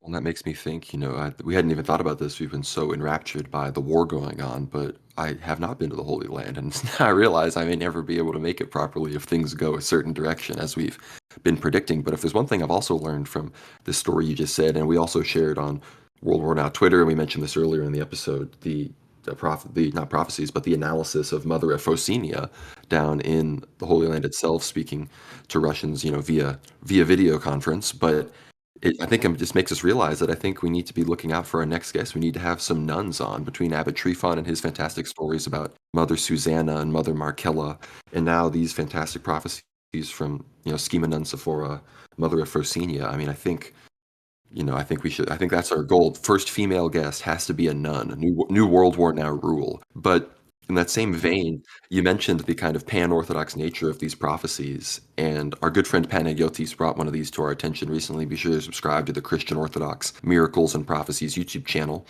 But Elder Theodore the Cave Dweller, who reposed in 2016, very well-bearded fellow. He was on Crete, actually, an island that, has, been growing in population and is becoming more and more relevant in the Greek world. He talked about the current events ultimately that are going on now, and depending if things go a certain way, they will be very prescient. He says, "My children, you will drink your coffee and you hear that the Jews have hit Persia's nuclear program." And he extrapolates that this will come at the same time or shortly before the fall of Erdogan. And at this point, we've talked about how, Erdogan, if he does fall, it'll probably be somewhat of an illness-related thing. We've seen all of our sleepy Erdogan memes and Erdogan, stumbling and having to cancel campaign events days before the election. So he seems to have ascended to emperor for life status, and his rule simply relies on, as long as his heart can continue beating, right? So, we obviously know a lot of other Greek prophecies about the situation in Turkey, Greece, and Erdogan, and some of them are very, some of them we consider them a bit dramatic, and you could say truly Greek in their Thucydidean and kind of historic. People talk about ancient Greek history. They're like, and then I saw 500,000 people die in this battle, and it's like, well, that many people may not have even been on the Greek peninsula at that time, but we understand what you're saying here, and in a true sense, I choose to believe those true histories, But there are some Greek prophecies. We talk about Saint Paisios, but there are even others that have really, while they may seem dramatic and extreme in some of their prescriptions and some of their predictions, it's just impossible to ignore the prescience based on what's going on right now. Yeah, namely, of course, we're speaking about Elder Joseph of Avdiivka, the monastery on Mount Athos, and he, of course, originally was from the island of Cyprus, which is right next door to Crete, where Elder Theodore was from. And Elder Theodore, of course, being one of those rare saints actually from Crete not producing as much in the monastic tradition or even in terms of saints, but it is quite interesting to hear from at least a future saint from that particular place. But Saint Joseph of Avdiivka, very, of course, outspoken saint. He only died in 2009, being born in 1921, so his lifespan essentially falls right on our era, and he gives some very pretty much accurate prophecies in terms of they are completely in line with the elder traditions of not just the Russian saints but also those from Mount Athos. And him being there from Mount Athos himself, it aligns with what Elder Paisios has said as well. So this prophecy, you may have heard of it before, it's quite well known. He says, now there will be a few events that will take place, military type events, and difficult, strenuous ones. And he says, the evil will come from the Jews. America is run by the Jews. The devil forces them to destroy the seeds of orthodoxy in both Greece and Russia. This is their main obstacle. These countries are their main obstacles to world domination. They will force the Turks to come here to Greece and begin their actions. Although Greece has its own government, that government has neither power nor sovereignty. And this will be the moment when Russia will be forced to move its armies against and push back the Turks. And this is the first part of the prophecy where Elder Joseph really goes into depth. He really, I mean, it's quite a loaded, you could say, geopolitical clairvoyant prophecy there, but we still need to take it into account. It, of course, aligns perfectly with everything we've said in the past, and even what modern saints have told us, and even modern elders who, like Metropolitan Neophytos of Morphu. But just continuing now. Events will develop like this. When Russia comes to the aid of Greece, the Americans and NATO will try to prevent this so that there will be no unification, no reunion, and no merger of two Orthodox peoples. More forces will rise, the Japanese and other peoples. There will be a great massacre on the territory of the former Byzantine Empire. There will be about 600 million people killed alone. The Vatican reunification and the growing role of Orthodoxy will take place. It will attempt to take place, but it will result in complete destruction of the Vatican's influence right down to its very foundations. This is how God's providence will turn. So what we're seeing here, again, he's speaking about ecumenism at one point, so potential reunification of the Vatican, but it'll backfire in some capacity. The Vatican will lose all of its power, and of course will be destroyed right down to its very foundations, is what he's saying. And mind you, this particular prophecy, it's not even written down or even passed down to us. There's an audio recording of Elder Joseph actually telling us this. I believe it's available on YouTube, but of course he's speaking in Greek. So Greek speakers out there, you can probably find the audio clip of Elder Joseph actually speaking and mentioning these things. But very interesting, he does mention 600 million people dying in a major global war, which could only be equated to as maybe a third world war at this stage. So quite, again, there are other prophecies about wars which we won't mention on this episode, but these particular prophecies do relate to perhaps the Levant, that Mediterranean region, and of course the Holy Land, which, is the hot subject at this point. But very, very, very, very scary. And of course, these prophecies do move us to pray more, to ask the Lord for mercy, and ask the Lord to give us more strength, moving forward. Yeah, and Elder Joseph of Avdiivka, he reposed in 2009, so there's a chance he'll probably be canonized within the next few decades. He was also a disciple of Saint Joseph the Hesychast, so us Elder Ephraim lovers here in America, we could call Elder Joseph our spiritual uncle, if you want to put it that way, right? So yeah, the prophecies of Elder Joseph, we've mentioned them a few times back on some early World War Now episodes, much like we talk about some of St. Paisios' prophecies. And remember, St. Paisios, he talks all about the Russians moving against the Turks, not because of some Orthodox loyalty to Greece, but because, Greece will be about to face basically destruction, and then other situations, probably what's going on in the Middle East or the Levant, will actually necessitate Russia to move on Turkey, and thus coincidentally saving Greece. And then one other thing that I think we need to be sure to talk about is the big flip from Trump. Trump has been trashing Netanyahu behind the scenes. He's been trashing him now recently in public. He, of course, is saying that he himself, if he was been president, this wouldn't have happened. All sorts of things like that, talking about wanting to make the deal of the century. But the fact that Trump, has betrayed Netanyahu, Trump was, of course, did some of the biggest things for Israel in his presidency, but now he's he basically has not forgotten Netanyahu's congratulations of Biden. And I don't think he's forgotten that Jared Kushner did a lot of things to really hurt the policy achievements of his presidency.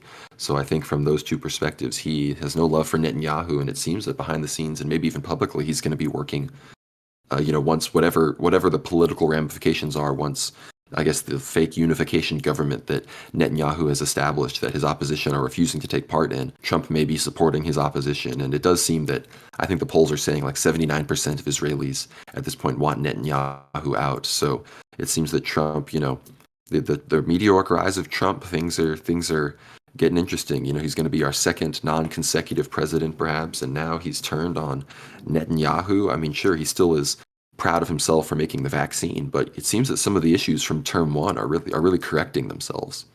And look, Conrad, if we can say anything about Donald J. Trump, it's that he's a proud man with a big ego. So the fact that Netanyahu and the Israeli Jewish elites actually backstabbed him and his own son-in-law, Jared Kushner, wasn't really there to back him up, I think really has shaken his faith in that particular lobby and that particular influence group. And I think he knows deep inside, especially after maybe some interactions with Kanye West, being exposed to figures such as Nicholas J. Fuentes and other people in the American establishment, that he actually understands, the American sort of oppositionary establishment, he actually knows that where the attitudes of people are turning, and he will be looking at, maybe having a more America first type view outlook moving forward, and he won't be as dependent on that massive Israeli lobby, which is so influential. But of course, that's just us hoping for the best case scenario, frankly, out of Trump. But he did, of course, recognize the Golan Heights behind Israel. He did move the embassy to Jerusalem, so we'll see if he'll want to kind of bounce any ideas off of that, and possibly maybe cooperate with the next Israeli government, whomever comes to replace Netanyahu, who definitely probably won't be winning the next Israeli election unless, as we'll mention later on, unless Netanyahu is replaced by an even more radical government moving down after this conflict resolves. Yeah, I mean, the demographic situation indicates such things could be possible, but of course this leads to the inevitable discussion. We'll probably do an ether hour on this, so I don't want to get too deep into it, but that, look, Trump has called himself the King of Israel. They named major areas of the Golan Heights after Trump. They printed Zion coins with Trump and King Cyrus's face, Cyrus the Great's face on it. And between this and a few other things, I mean, there is, a mounting case, and, Donnie Darkened on Twitter has been the champion of this, that, Trump has some resemblance to something like the biblical Antichrist. And if Trump, emerges as this returning, conquering king, and then coincidentally with his rise to power in the US, he somehow brings about some insane peace deal in the Middle East, we may have to start seriously considering that idea. And I'm not saying that because I don't like Trump. I love Trump. But I'm honest enough of a human being and honest enough of a Christian to admit that if the Antichrist wasn't tempting for me to follow, then it might not be a very good Antichrist, right? Because, look, I'm a sinner. I'm no saint. So if it would be that easy, look, people are saying it's this Shlomo guy, this rabbi in Israel. Look, if it's that easy for me to not follow, I'm not following some guy with ringlets named Shlomo, okay? And I just have a strong feeling that it's just not going to be that easy. You know what I mean? Yeah, funny you say that about Shlomo, because, look, the Messiah is supposed to be, their Messiah, their Mashiach, fake Messiah, Antichrist figure, is supposed to be somewhat of an attractive type personality, especially to us and to in the entire world, who he's going to present science in a very pagan-like fashion, and they're going to follow him as this. He is their warrior, this godlike demigod type figure who they're going to follow, who essentially Christ wasn't. Remember, Jesus Christ on earth, despite performing miracles for them, healing people, exorcising demons, resurrecting people such as Lazarus, it wasn't enough. So Jesus Christ, they need something a lot more powerful, maybe even a lot more outstanding, and just some sort of 5'6" Jewish man named Shlomo probably won't cut it. I completely agree with you. So it'll probably be some sort of Aryan-looking, 6'2" from the tribe of Dan, born of a harlot. And I'm going by Saint John of Damascus here, so I think definitely it'll probably be a bit more of something like out of the film Omen. And of course, I'm just following on from Orthodox Christian tradition here, which we could probably have an entire episode on the Antichrist and exactly what the saints say and actually predict, prophesize about that particular enemy of mankind. Yeah, he supposedly performed all these miracles and everything, but of course, I haven't really seen the evidence. But, regarding the whole Israel thing, it's all just getting very intense. And that's such a big, important factor to the Erdogan question, because the Metropolitan Neophyto says that it will be overnight. It'll be like that Erdogan will switch, not Erdogan, that Turkey will flip on Russia. And that's only going to happen after Erdogan passes, which makes so much sense. I think ultimately he's going to die, considering he won that election. So yeah, he's ultimately going to, move on, and there's going to be people that, they replace him, and it's probably just going to be pro-Westerners like we've seen filling up the opposition that will eventually, and perhaps, Turkey and Russia will get closer and closer in looking for a solution to this Israel-Palestine crisis. That's right. We have to keep in mind that if the prophecy states that Al-Aqsa Mosque will be destroyed by the Israelis, it doesn't necessarily mean that this is a good thing. It's merely that, according to our sins, God will permit this to occur, this particular calamity or this building up towards the third temple and the reign of the Antichrist. Doesn't mean that we have to work towards fulfilling that particular prophecy. No, the prophecy speaks of a world event in a more negative or neutral sense, right? So it doesn't mean that this particular event is a good thing. For example, if a saint prophesies about a war or an event to come, it doesn't necessarily mean that that event is a good thing just because the Lord allowed it. Not necessarily. So people shouldn't have this idea that, well, Yeah, as you mentioned, the evangelicals in the United States would, if they heard a prophecy of this sort, if they even gave any credence to it, they would say, "Well, that means we should probably stop the Persian nuclear program." Then, this clearly speaks about it. So there we go. As it is written, as it is spoken, we'll strike against Iran. Which, again, the United States, like we saw senators and like members of Congress actually try and provoke a conflict with Iran, blaming Iran for funding Hamas. Iran is directly involved in this conflict for its support, obviously, for Hezbollah and for Assad, even though Assad, of course, probably really doesn't want to get involved in this because Syria is really on a it's really rebuilding itself after the massive earthquakes in the north of Syria, as well as the really prolonged, almost decade-long civil war which has been taking place. But nevertheless, it has to be involved because there's no real alternative here. But the Iranian support for Hamas and for whatever's happening in the Gaza Strip is it's very disconnected. So I would say be very careful listening to all this rhetoric that Iran is actually supporting Hamas. Hamas has different sponsors in the Muslim Brotherhood, and Iran very much is not part of that Muslim Brotherhood. It's completely different and it's somewhat separate, even though they may be allies through, maybe they're fighting for the same cause, for example, Palestinian representation and the dominance of Islam over the Holy Land. But that, they're fighting for the same goal, but from two different, you can say, directions.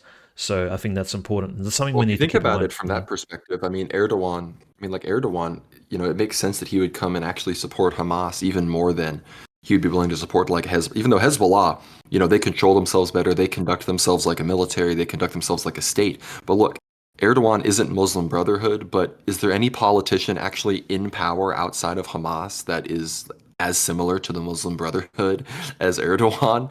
I mean, he's a clean cut, realist politician, wears the suit and everything, but he is still an Islamist. He's a conservative Islamist.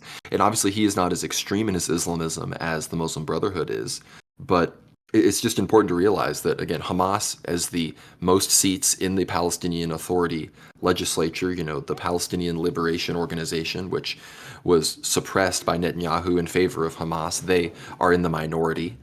And, they, of course, waged war, with Yasser Arafat and everybody against Israel as well. So it's not to say that Gaza and the West Bank are united in their desire to wage war against Israel. It's just how do they do that and under whose leadership? And, of course, as we see Hezbollah and Iran being supported, that's going to be, again, when they fully enter the battle, that's kind of going to be the catalyst for what gets these other parties involved. So I guess, we're past an hour here, Dimitri. We got to get to this. May be considered the fun part of the podcast. Like, what could we see happen here? Like, let's say, Iran gets involved. Like, what does a Russian involvement in this look like if the U.S. gets involved? Like, how could this manifest? Like, what would the military and political technology, what would need to manifest? Because, I mean, right now, the most recent statements, and this is all just coming in live, Hamas said, "We appreciate the Russian president's position of rejecting the aggression and the Zionist siege of Gaza, and we welcome the Russian efforts aimed at stopping the Zionist aggression." So, Russia, China, Iran, they very much now are on the side of the Palestinians. It's starting to shape up very much like those World War sides we've talked about. What would that look like?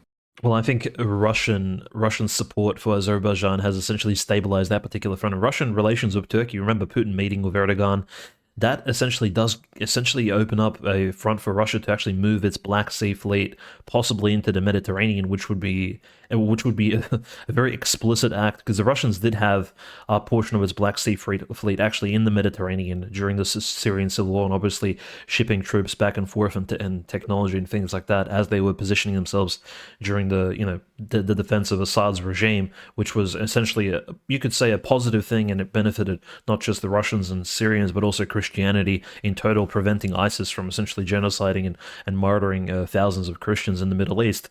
But Russia could use that pretext that, look, Assad's and there is still fighting going on in Syria. Russia could move its Black Sea fleet, which is not doing much at the moment, against Ukraine. We were talking about that Odessa operation and how it was being prepared in Crimea. The Russians do have essentially a Black Sea fleet ready to go. They could move that fleet towards the Mediterranean and essentially station them right next to Cyprus somewhere, perhaps even close to the two aircraft carriers, and position themselves and make a very open statement, possibly just outside of Syria, make a statement to the Americans and as well as the Israelis that there are lines which will not be crossed. And in fact, this could bring a lot of, obviously there'll be a lot of concerns over a massive war in the Middle East, because frankly, think about it this way, the Egyptians are very pro-American. The Egyptians at the moment are are essentially the second. So if there's two children of the Americans in the Middle East, it's Israel is number one. The second one is Egypt. I guess it's the poorer younger brother, but Egypt is still very much a pro-American country, and it's holding the Suez Canal. So as soon as the Suez Canal is placed under risk and shipments around the world stop, it's one of the main arteries through which most of world shipments and trade actually go through the Red Sea, and so into the Mediterranean. We do need to consider that this could have an immediate effect upon things such as, the goods available at your local supermarkets to technology shipments, things of that nature, and especially oil prices could skyrocket. So as soon as you hear about I would just, if the only advice I'll give during this podcast, besides going to church and praying very hard, would be to fill up a full tank of petrol if you hear about anything in the Suez Canal occurring, and if Egypt gets involved in anything, for example. But yes, the Russian Black Sea Fleet could move south, especially given that the Bosphorus would remain open as long as Putin and Erdogan find an understanding. And at this point, Conrad, you mentioned that Putin and Erdogan do have an understanding. This obviously is not the most eschatological prediction, but we should consider that. Look, the conflict happening in the north, we do have that ancient prophecy about the battle in the Megiddo Valley at Armageddon, and that that's essentially where Israel will be fighting Hezbollah if Hezbollah breaks through Israeli defenses, and the battle will literally take place at Armageddon, and perhaps it'll be like a test run for the future battle at the end of the world, at the end of times. In this particular, and if you visit the Valley of Megiddo, this is also the place of, I believe, Mount Carmel actually overlooks Megiddo, where the prophet Elijah defeated the priests of Baal and actually ended up executing them all. These are priests of Baal, or if you recall that particular narrative from the Old Testament, very powerful. And Mount Carmel overlooks Megiddo, and it's a very powerful place if you ever want to visit it in the north of Israel.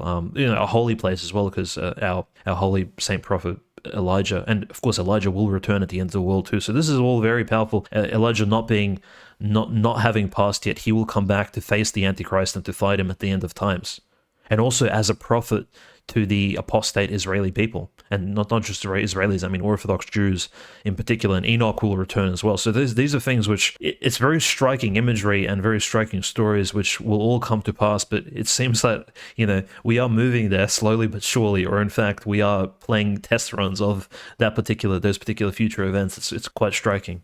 Well, you talk about, people could bring ships to the Eastern Mediterranean, perhaps the Suez Canal could get blocked. Qatar has said that if the violence against the Gazan Palestinians doesn't stop immediately, they're just going to shut down global oil shipments in the Persian Gulf completely. And Qatar itself doesn't actually have the authority to completely do that, but if there's one thing Qatar and Iran agree on, it's the Israel-Palestine question, and the three most relevant countries to controlling the passage of oil and shipments through the Persian Gulf are Iran, Qatar, and Oman.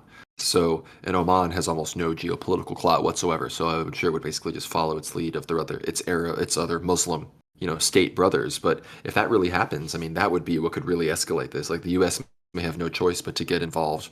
I mean, in theory, their best call would be to just tell Israel to stop. But let's be real, which tail wags the dog? Are we right? I think Israel really gives the orders. So I don't know if the U.S. actually has the authority to de-escalate from that perspective. They can encourage it, and maybe they could hint that they wouldn't support an Israeli action. But at the end of the day, Israel could pull the leash, and the U.S. would send in the dogs, right? So that's how we know these things go, unfortunately. From an America First perspective, that's our interest. Our interest is shaking off this Zionist influence and regaining our sovereignty. And that's true for a lot of countries, especially in the Five Eyes and Western Europe in general. I mean, us in the Anglo Empire, the Jews fought against us, overthrew us, in that region in general, yet we still support them. So it's very much a problem, and it needs to. And again, I'm not a ideological Hamas or Palestine supporter, but in this instance, the enemy of my enemy is, well, I'll just say not my enemy. That's what I'll say. Maybe I don't want to I don't want to get banned, but but yet at the same time, what we see. You're right with the Eastern Mediterranean. We've heard about the prophecies involve the closing of the Bosphorus and Dardanelles, but if the Russians are moving their equipment to help the Palestinians, then no way is Erdogan going to close the straits to them. They'll let them, they'll let them through. And then, of course, as that, like that's what I was saying off air, that if this, of how this could eventually lead to that flip from Turkey and Russia going from friends to enemies, Russia could be allowed passage closer to Turkey's shores for a time, and then when something flips, Russia will then have to immediately start firing on the Turkish coast. That's a big part of the prophecies. But insofar as Assad is tied down as well, obviously, if Russia is to move on the ground in any way, if this comes to an Iran, a big confrontation between, you know, East and West, however you want to think about it, the Syrian Arab Army would be mobilized as well. And unfortunately, if the Syrian Arab Army wasn't so distracted fighting against Turks and Turkish proxies and others up in the north of Syria, they might be able to, send more of a message and use soft power and threaten the Israelis more and allow, keep them in check a little bit more. But ironically, Erdogan isn't helping the situation in that regard at all with his campaign up in Syria. So again, Erdogan, as usual, the slipperiest, most confusing character, really, makes it hard to map, clearly everybody's side when it comes to the Third World War. But he's doing a lot better than the Emirates, who are cucking harder than basically any other Arab state. Even harder than Egypt, which is hard to realize, frankly. That's right. Yeah, Qatar and the United Arab Emirates have really given us, not as strong of a message as, say, Saudi Arabia, which has spoken up in, the Crown Prince of Saudi Arabia and the future king after the passing of King Abdullah. Funny enough, the King of Jordan's name is Abdullah, and the King of Saudi Arabia is Abdullah as well. But essentially, Saudi Arabia has spoken up that, look, they've broken any sort of future agreements with Israel. Any talks about mutual cooperation have been put on hold for a very lengthy time.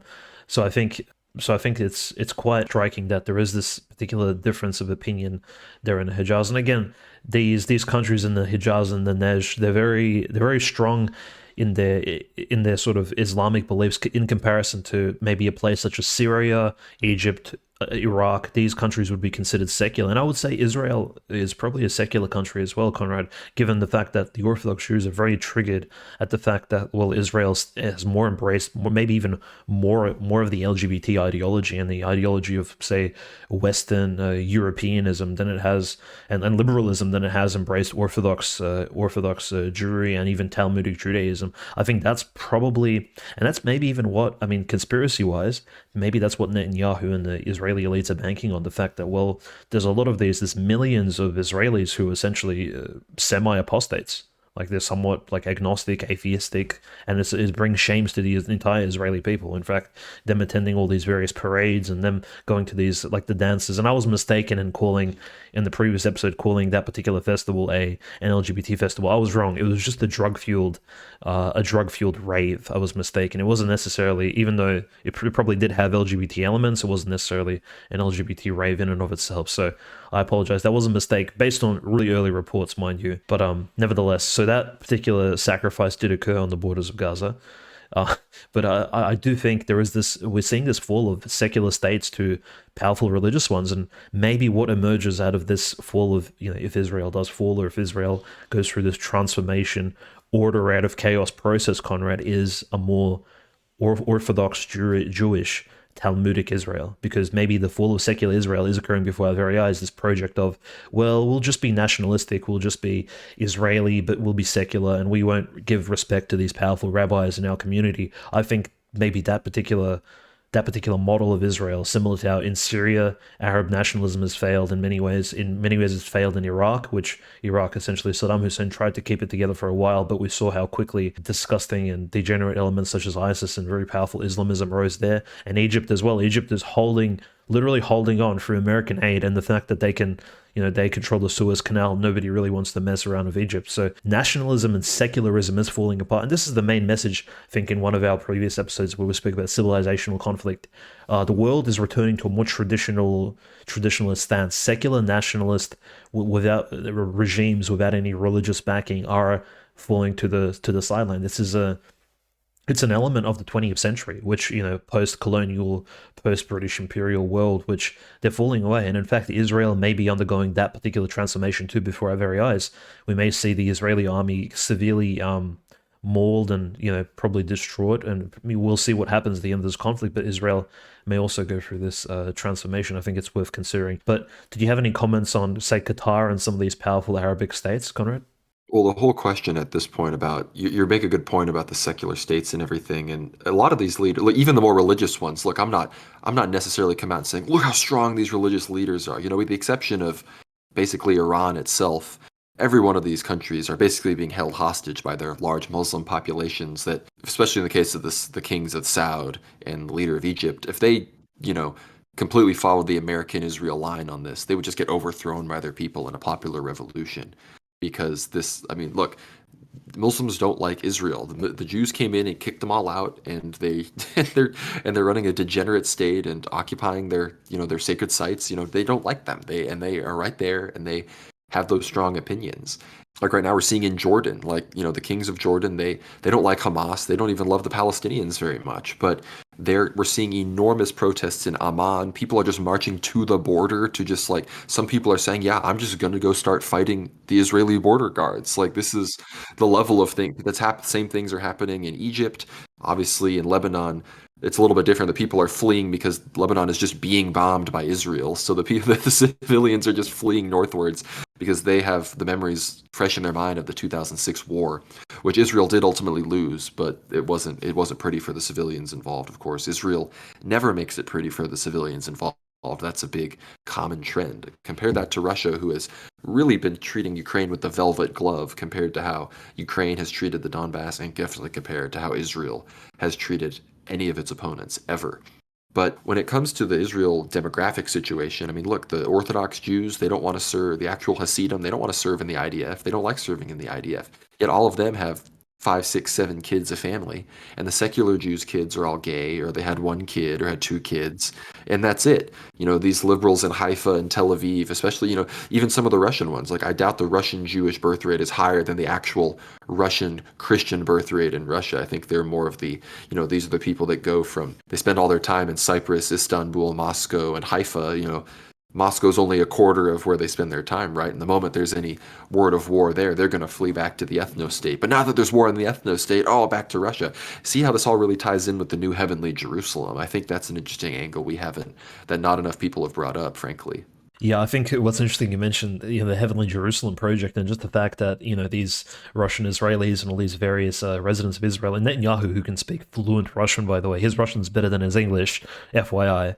So these people are ready to drop a hat to flee potentially to a Plan B type country, which the richest man in Ukraine, mind you, Kolomoisky himself, who's currently in prison, but nevertheless his assets are well above any of his opponents. And there is, of course, one other particular oligarch, but we won't be mentioning him. But Kolomoisky is probably considered like the biggest Israeli-Ukrainian oligarch over there, and he is a dual citizen as well. So just to consider. So the Ukrainian oligarchs as well as Russian oligarchs are very much cut out from the same cloth. But we did see Chubais, funny enough, actually. Not only did he leave Russia, and this is, of course, you'll ask who Chubais is. If you Google Anatoly Chubais, he was responsible for the Russian default of 1998, when essentially the Yeltsin economy crashed, and then it spiked up, which caused the insane growth during the Putin administration.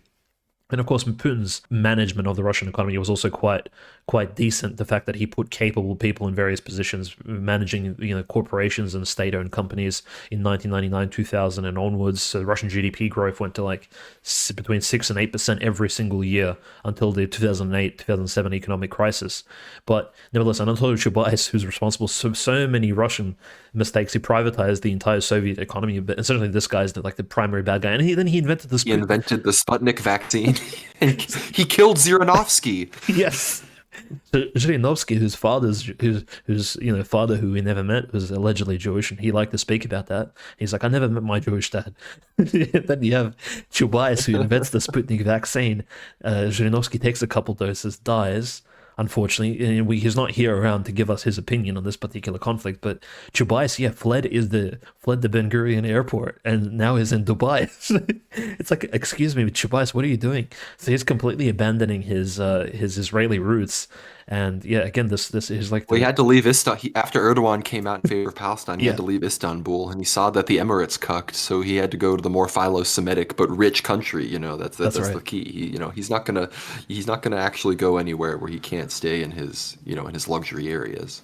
I think you can say he's almost the personification of a spineless cowardice, which may be infusing a lot of these rich folks. We saw it. We saw it in Moscow when Wagner was moving towards Moscow. Literally, all the plane tickets were booked out, and all of the elites were actually flying out of Moscow to Petersburg, to Estonia, to Latvia, anywhere but Moscow. So we do have this elite element where the elites are actually afraid, not just in Russia and around the Kremlin and all these bizarre rich places, but they're also in Israel itself. I doubt the elites would stay to watch to watch the fireworks if Hezbollah, the Syrian army, Gaza, and maybe even another country actually get involved. But frankly, like, just a bit off topic, but we were speaking about the British influence, and there is this very very malign and malevolent.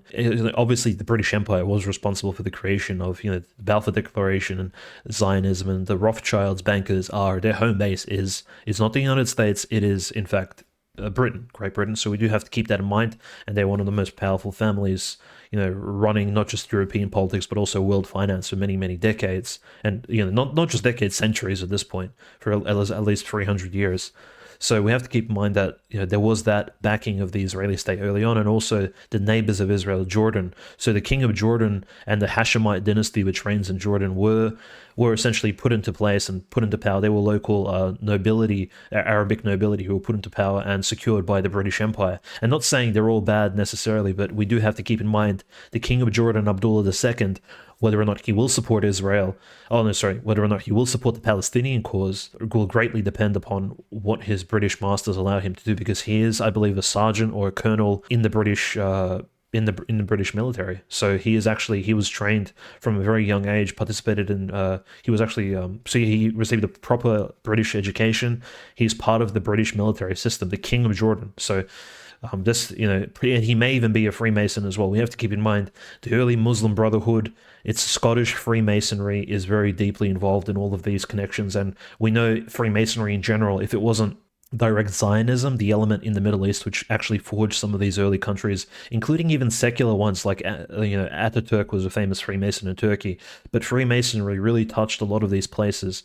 And as we know, Freemasonry is very big in Great Britain at the moment, so the King of Jordan very well may be a Freemason. Whether or not that means anything, it just means that he could still have those sort of connections to the old British shadowy elite, which go back to old Western European values and these old ideas, which are even, who knows what exactly the backdrop here is. But we do also remember, me and Conrad spoke off air prior to the episode about, well, what's the potential of the King of Jordan supporting the Palestinians, because Jordan is the closest country to this entire thing. It's literally adjacent to the West Bank.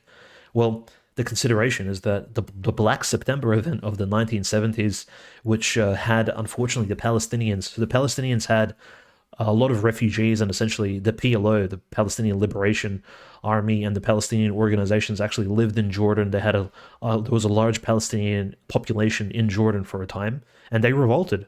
They revolted against the king at the time, King Abdullah's father, and it's called Black September because the Jordanian military literally Tiananmen squared, so to speak, these Palestinian Black Lives Matter protesters, technically speaking. So it was thousands of people died, thousands of Palestinians. If you go to Gaza today and to the West Bank, and if you see any Palestinian over the age of 60, he may indeed have a Jordanian passport, because a lot of these Palestinians are actually refugees, firstly from old Palestine, and then of course they went to Jordan, and then they went back to Palestine. So Jordanians may not necessarily like Palestinians, because they have, especially old boomer Jordanians, may have those memories of what the Palestinians did in their land, essentially caused the ruckus.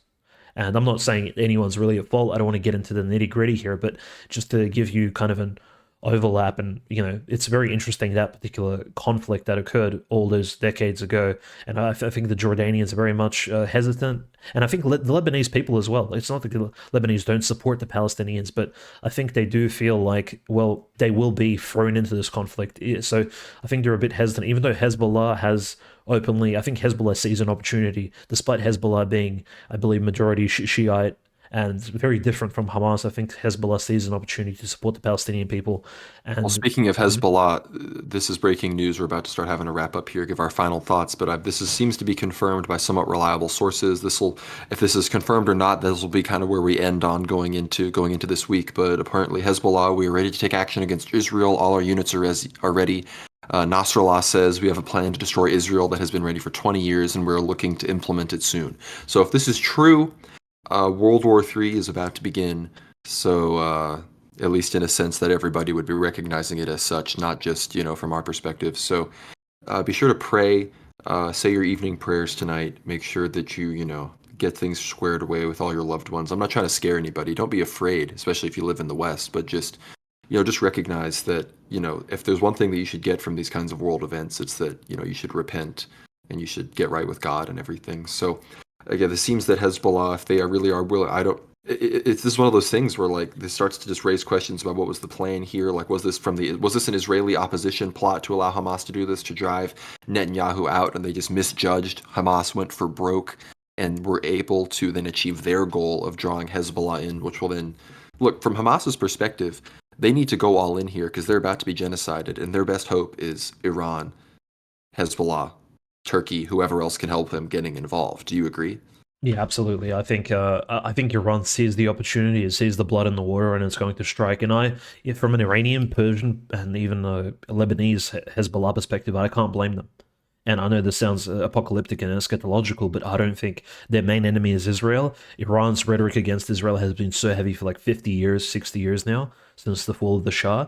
I don't think they're going to miss an opportunity to strike while Israel appears weak and it has lost over 1,000 people. In fact, I think I'll just give quickly the statistics as of now, the 13th of October on the Friday night. So the Israel-Hamas war casualties at the moment on the 13th of October, as it stands, 1,300 killed Israelis, 3,400 injured.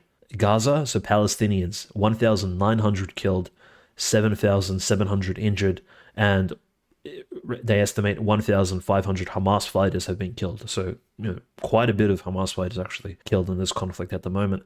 And the West Bank, the casualties we're looking at 49 people killed, 700 injured from various missile strikes as well as just localized fighting. West Bank of the Jordan, a lot more passive at the moment, but things could really escalate at a drop of a hat. And in Lebanon at the moment, 6 people killed, confirmed. But again, as we're seeing more bombings, Israeli drones, Hezbollah drones, long-range bombardment, these numbers will, in fact, definitely escalate. So things are looking quite rough. Yeah, again, you'll learn more about this throughout the week. Everybody, we'll keep you posted. Be sure to follow worldwarnow.substack.com, obviously, but follow worldwarnow_ on Twitter and worldwarnow telly on Telegram to keep up to date with all of this stuff. Because it's going to be a doozy. If this is really happening, we're probably going to come at you with a midweek show, definitely some kind of live stream. So if that's really what's about to happen. I'm just seeing a tweet right now. It says, Patriarch John X in the past, I say enough oppression against the Palestinian people, enough scorn against all Arabs, I would say. Very true. And, people remember, if there is an Orthodox position on this, Archbishop Hannah of Sebastia, Theodosius of Hannah, he has spoken out very explicitly in favor of the Palestinian cause. He participated in the ousting of the previous Patriarch of Jerusalem, Irenaeus, who sold land in the Old City to Zionists, to Third Temple-esque, institutions, and he was ousted for that betrayal of the Orthodox people there. And now Patriarch Theophilos III himself is a very strong supporter of Palestinians and of maintaining the Christian heritage against, the Zionist entities attempt to drive the Armenians and the Greeks and everybody, all the Christians, out of Jerusalem entirely. And remember, whether it's the, Rokor St. Elizabeth's, on the Mount of Olives, and some of these other churches, there's St. Saba's in the desert, some of the most beautiful churches and most important sites, of course, whether it's the Holy Sepulchre, the Mount of Olives, the tomb of the Theotokos, all these places, Jacob's Well, where St. Fotini and everything, where all of that happened. So these are the places that we really seek to be protected in the midst of all of this. And so as far as my personal perspective, I hope whatever happens that Russia actually has people there on the ground and is protecting those places, because I can't think of any other power besides Assad himself, but if that's happening, it would be the Russians involved. Those are the people that I would trust in this situation to protect the Christian sites. So Dimitri, let's hear your last words and then we'll wrap this up. Yeah, I think Orthodox Christian interests in the Holy Land need to be protected at all costs. Palestinian lives will be lost, and most likely Israeli lives as well. So we're going to see a very bloody war break out very soon. And in fact, if Lebanon and Syria get involved as well as Iran proxies and things of that nature, this may in fact turn out to be one of the most violent conflicts of the 21st century, at least at this point. And it may even rival in terms of time and scope, and just divide casualties by time. It may even be worse than the Russian-Ukrainian conflict, which is hard to imagine at this point. It may even be worse than the American invasion of Iraq, frankly. So we're about to see something really tragic and disturbing occur. So definitely pray for peace. But all the holy sites in the Holy Land, tens of monasteries, tens of churches.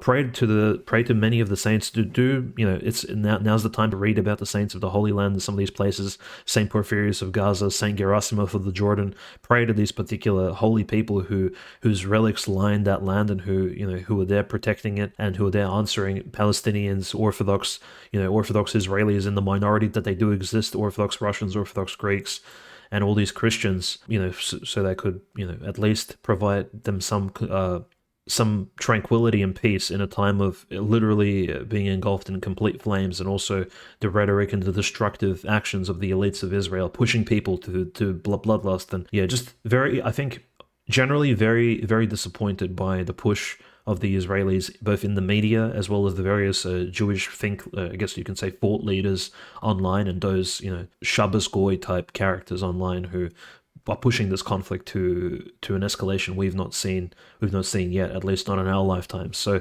I think it's quite a negative trend. I don't have to name these people again. Everyone online pushing for Israel to attack Gaza en masse and clear it out, or really they don't understand what is at stake here, and it's more than just the lives of Palestinians and Israelis. It's also just the shape of the Middle East in and of itself. This relative peace that we've known for the last, you can say, 10 years or so, on and off of conflicts occurring, and people being able to travel to Israel and to actually have pilgrimage in Palestine and Israeli holy sites. That's about to end really quickly if this escalates out of control. So very unfortunate that this chapter of our Christian history is being closed. In a way, this chapter of, well, we can just buy a ticket to Israel and visit, say, Bethany, where Christ resurrected Lazarus, or visit the monastery of St. Gerasimov of the Jordan in the West Bank. That's about to end really quite swiftly if this escalates. So we're entering into a new phase where pilgrimage will be difficult, where many lives will be lost, and where, where your prayers will be most important. So I think that's probably where we should end. Yeah, I mean, the engine of history is restarting. So here we are at the beginning of it. Yeah, keep everything in your prayers. But yeah, of course, we've seen so many people dead, so many children on frankly, mostly the Palestinian side. And now we're seeing, journalists have been killed and everything. So as more and more countries see their citizens, killed, those are going to get involved. And then all these countries that have significant Muslim populations, we're seeing massive protests. So again, follow us, World War Now _ on Twitter, World War Now Telly. We're going to be keeping you up to date on all of this, on World War III as it unfolds in real time. So yeah, with all of that, worldwarnow.substack.com, that's where you can find everything. Subscribe to us here on YouTube, World War Now. We're so close to 3,000. Get us there. Be sure to subscribe on worldwarnow.substack.com to Ether Hour to hear the full interview we did with Father John Whiteford recently. We talked about all sorts of things like what to do if the FBI comes to your parish. We talk about Moldovan agrarianism.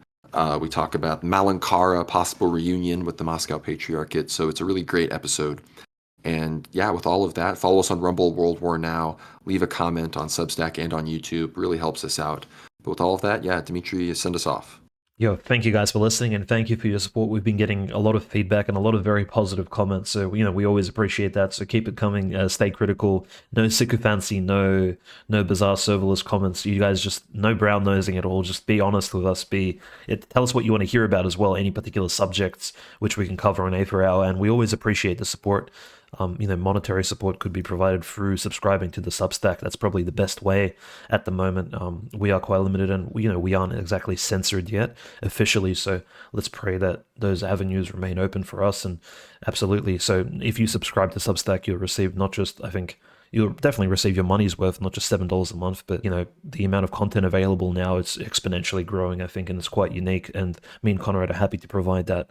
Over the last year, we've been happy to provide that, and going forward, I think there's a lot more that will be available there. So definitely be on the lookout for more news. Follow us on Twitter, follow us on Telegram. I want to emphasize Telegram being the most important avenue, because if they start banning people over this conflict, Telegram will be that one place where me and Conrad will never be banned on. We'll always be available, and we'll always be able to provide you news as well as inform you where our videos and audios will be available in the future, because Telegram is that sort of Noah's Ark, okay? If you want to reference the Bible one more time, where we could be safe, at least from any sort of online persecution at this time. So keep a lookout for that. Thank you so much, everybody. And it is later than you think. I've never been less happy to be vindicated, I guess. So God bless.